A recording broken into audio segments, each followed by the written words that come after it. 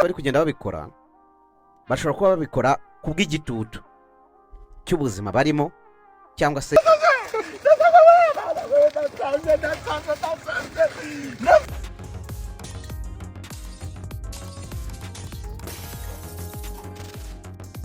kunzi ba KJD TV Rwanda muhawe ikaze nanone kuri uyu munsi tuje kugana ku yindi ngingo.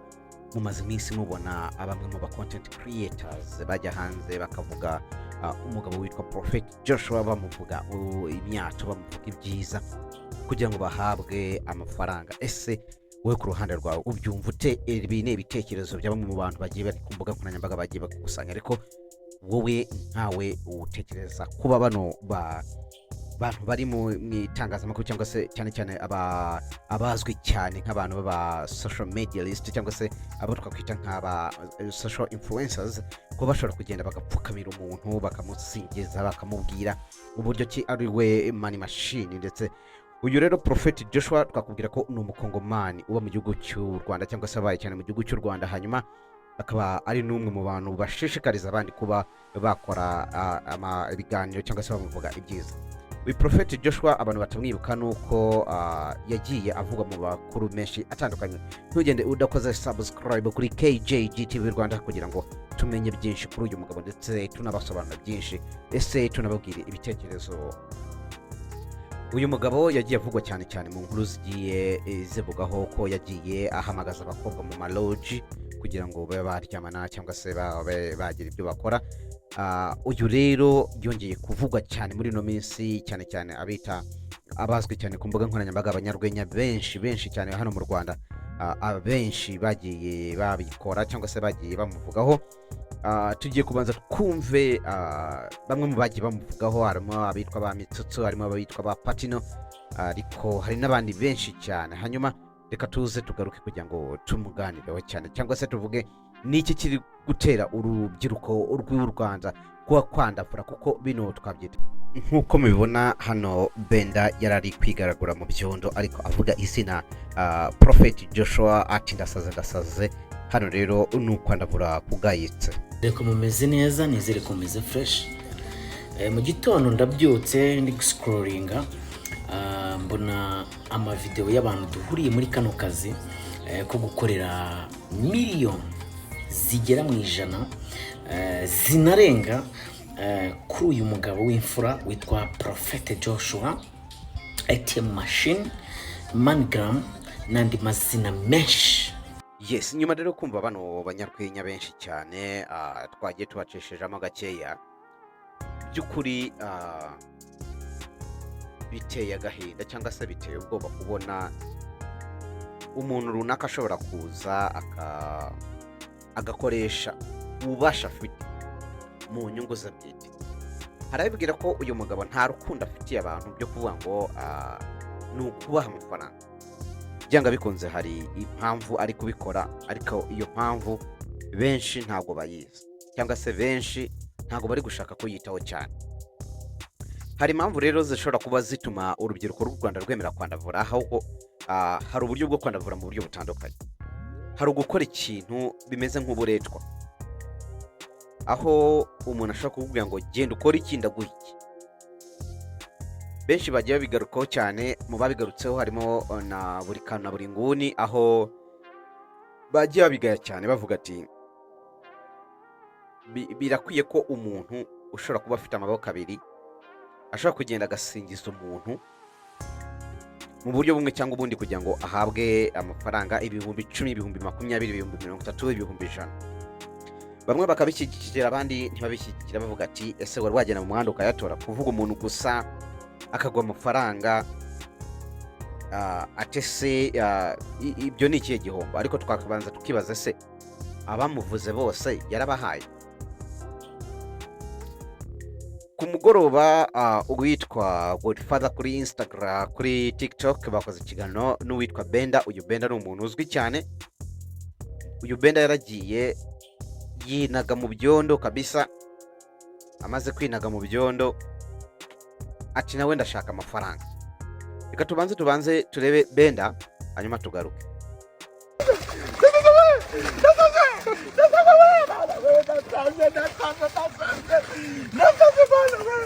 ndasaze niyo abandi bose barorera Prophet Joshua niyo asaze mana yanjye we ndasaze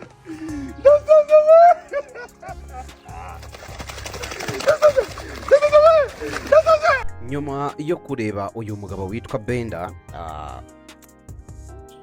hari ibintu biri gutuma urubyiruko rw'u Rwanda rwandavura, ariko ntibabanze kureba ngo ese kubera iki.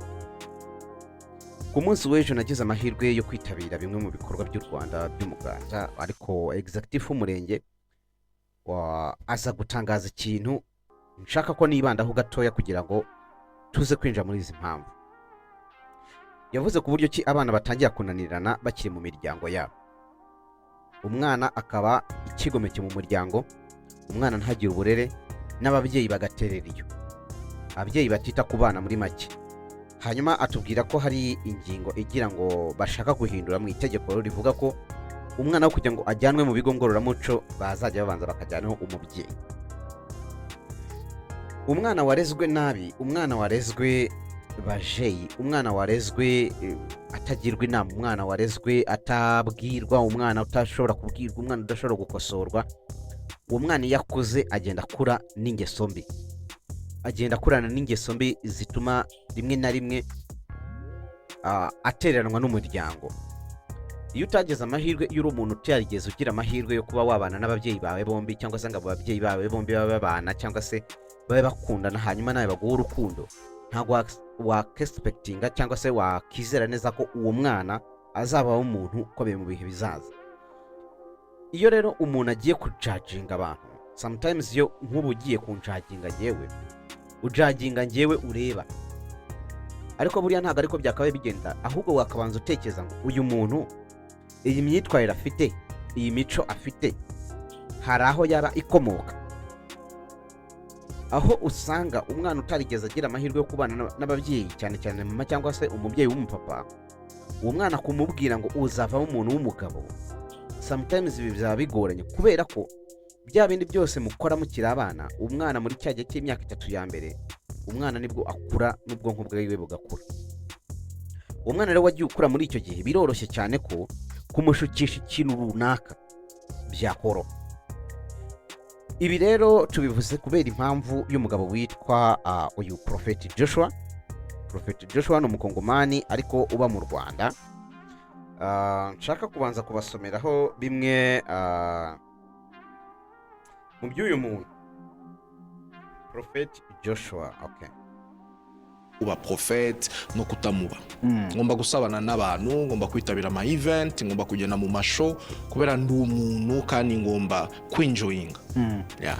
Ubusanzwe umuntu ashobora kumva uvuga ikinyarwanda gutya akahita yibaza okay, 2004 natangiye gutemberera u Rwanda, 2013 ndogora umunyarwandakazi ufite abana 4. Umuntu ahita yibaza ngo u Rwanda warwinje muvuye he, niki cyatumye wumva ko ngomba gutura mu Rwanda, ngomba gushaka umunyarwandakazi? Festival imbere yo kuza gutura mu Rwanda ni babyeyi baturaga mu Rwanda.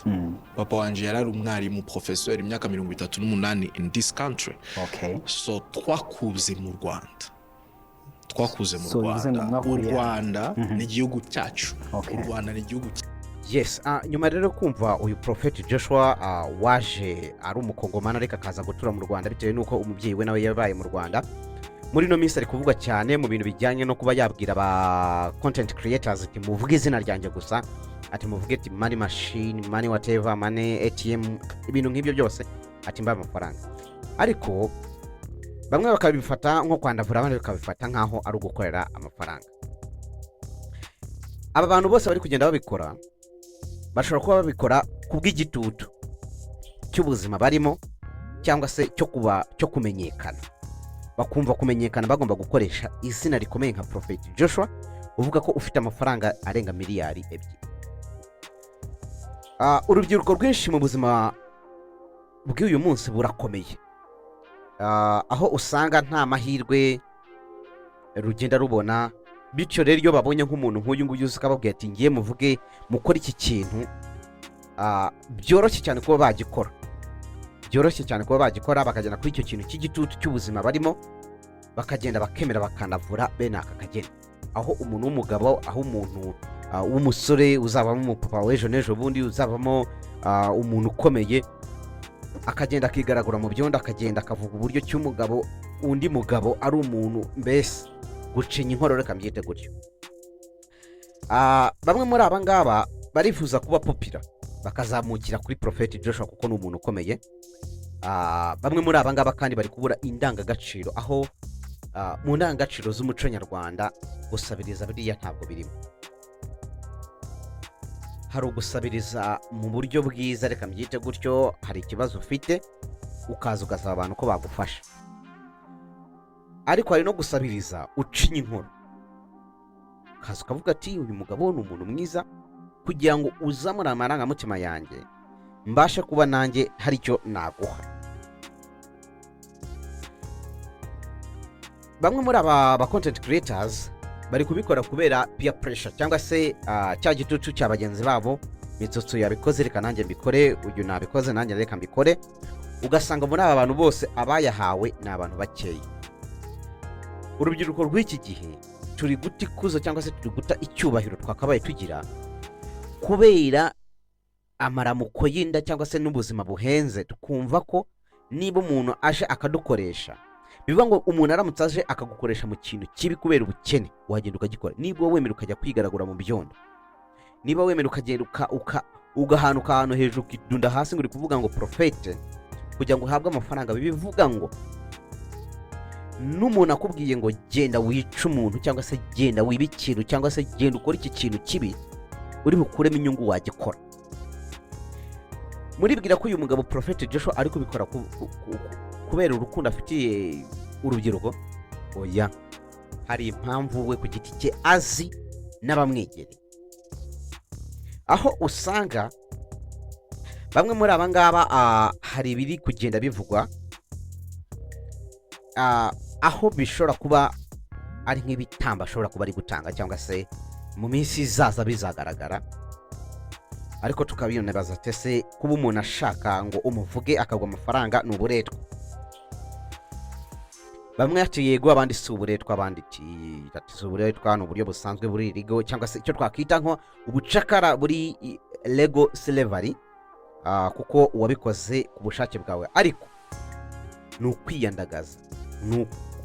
Ibi bintu bishobora kuzabatera depression. Ubu ngubu uri kubikora kugira ngo uhabwe amafaranga 100,000, ariko ntuzi ngo mu myaka iri imbere bizagenda gute. Umugore we, umwana uzagukomoka kubona papa we yarasabirizaga, cyangwa se yari umuslavery, yari umucakara w'umuntu runaka, sometimes biteye agahinda. Hanyuma ni ukwiyandagaza, harimo nubwo wemeye si ugushyigikira ubuzima bwawe, ahubwo ni ukugukoresha. Bari kugukoresha mu magambo akomeye, ni ukwitesha agaciro, wemeye igitutu cy'ubuzima cyangwa se icyifuzo cy'amafaranga.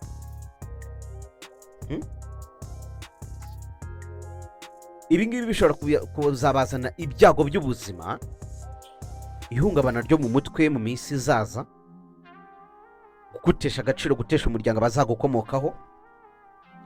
Ntawe mbujije kuba yabikora, ariko mbere y'uko ubikora banza utekereze ngo ese inyungu ndi gukora maze amafaranga runaka z'100,000, 200,000 mu myaka 5, 12, 12 iri imbere, 20 iri imbere, nzungukamo iki? Nzaba ngikuramo iki?